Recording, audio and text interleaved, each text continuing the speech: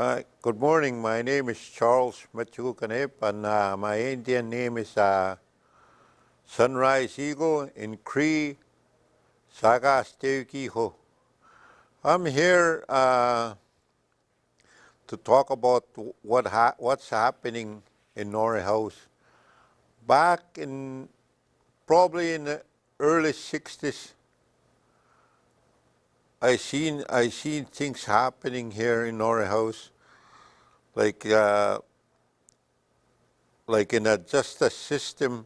It didn't work for the natives, and some of the people that took the blame on some other stuff that went on was not their fault. It was somebody else. So if you got into an accident and then you say this guy was driving with a license and you passed it, so not now today, I don't know what we're doing. We just can't get over that. We're still stuck in that 1960s where we don't want to take the responsibility of what we're doing, what our actions are.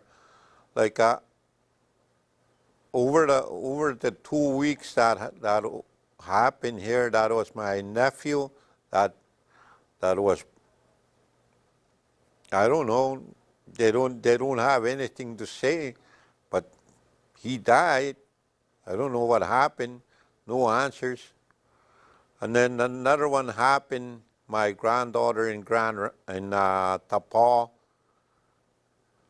It happened in December over a year ago, and the guy that did it only got 15 months, and he took a life of my granddaughter, and he only did 15 months. I don't know where the justice system is for the natives. Is it different from us, from white people and native people? Is it different? And now the what's happening in the States, now it's starting to open that it has to be fair. We don't have to look at the color of the person. I think it's time that we change that. Like, we should be responsible for everything we do, for our actions. Like I'm I'm I'm pretty upset, like what happened in Tapaw, and then this one over the 2 weeks, what's happening. But I'm hoping that we'll get some answers in the next couple of weeks, or what the investigation is finished. But somebody's got to take responsibility on what happened here over the 2 weeks. It's not right what's happening. Like I said before, it has to be, everybody has to be responsible. Like, everybody has to tell what's going on. Like before, in back in the 60s, everybody told what was going on, but then it slowly went down to where you kept quiet, you think things will go by and you'll be okay, and that's the way it's been. Like conspiracy, like there was a lot of things that happened here in Norrie House that weren't answered. Wrong people went to jail for it just to cover up other people, and I don't know. Like it's so hard to look into this. Like I think it's about time that we do look into the things that happen. Let the people come out and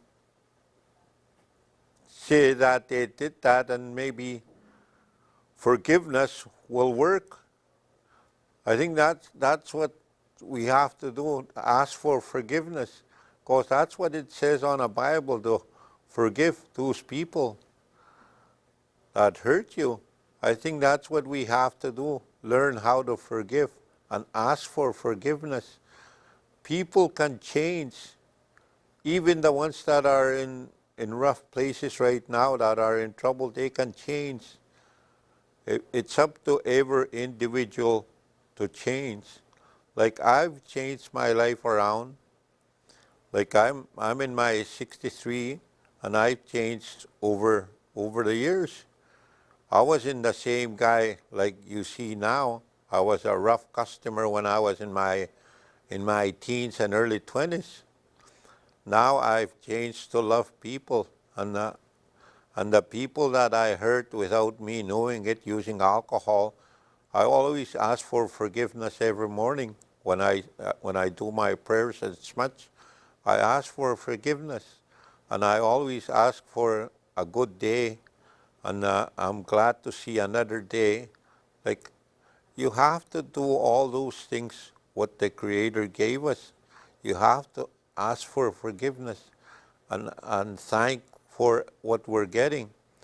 Like, I don't know, like it's so confusing right now what's going on, like the sickness and that. It's all confusing. I don't know. I can't think straight. Like I dream a lot. I dream of numbers, but like my grandpa used to say, everything that comes into the world, it's a seven-year stuff that till it clears up. So if this sickness is that came,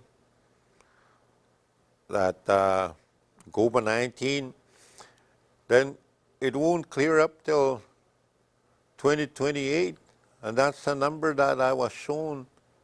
And I'm not trying to scare anybody. They're talking about a second wave coming in September, so I'm still trying to figure out how we're gonna battle that, and how we're gonna try and get some medicine. There's always medicine out there that we can use as natives.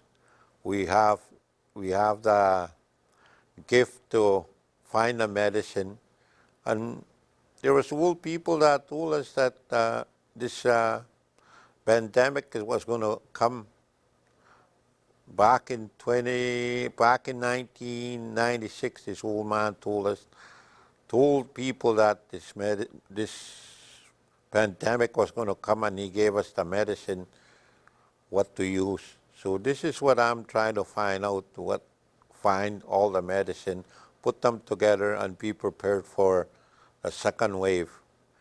We were lucky for the first one that came.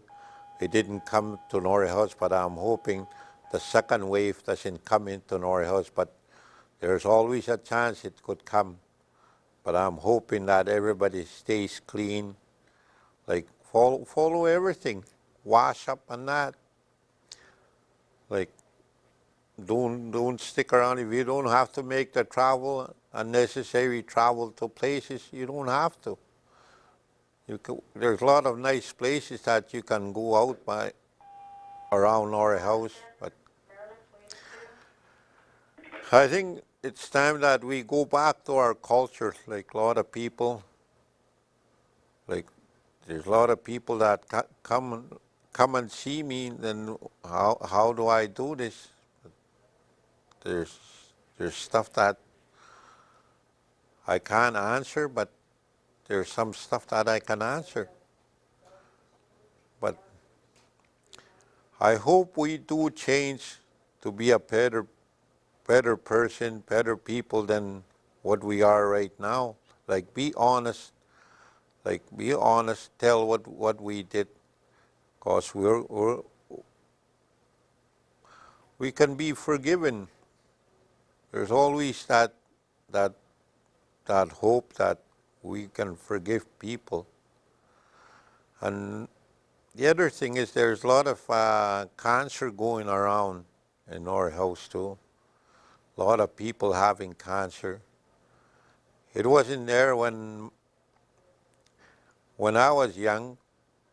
I didn't hear of cancer, I guess, but in today's technology that they can predict, they can find cancer whoever has it. Back in the 60s, they didn't know that.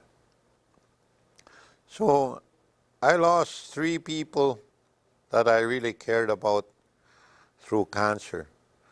And my daughter-in-law is fighting cancer right now.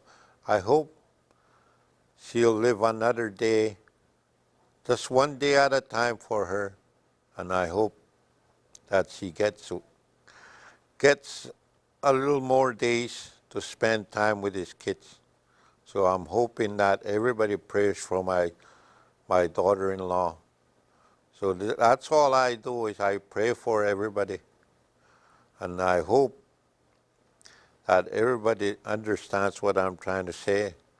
Like there's so many stuff going on around Norrie House and what's been happening and all the missing people, not just women. And there's a lot of men that's been missing too, that aren't they're not they're not really into where you can see that they're missing. It's only the women that are out there. But if we say Aboriginal people, I guess it covers the men too. So I'm thankful that the one that started that was Brenda Osborne. That she's my next door neighbor, but she moved to Winnipeg. I don't know. She moved to Winnipeg anyway, but she used to be our next door neighbor back in the 60s. So I'm hoping that things would work out, like everybody get a little things out that really bothers you. Like I got a lot of stuff that bothers me, and who do I talk to? I can't run to my grandpa. I can't run to anybody. I got to sit down, think about it, and sometimes I talk to my wife about things, but she's got other things that she looks after. She's got more stuff that to look after in our house with all the alcohol and drugs. So I'm hoping that people, like I said before, if you use marijuana the right way, it shouldn't affect you. And same thing with alcohol. I remembered an old man that used to use alcohol every day. 1 teaspoon of alcohol into 1 cup of tea and stir it. And that was his medicine. And these are the things that you have to learn. And if you use them the right way, they'll be good for you. So thank you for listening to me. Thank you.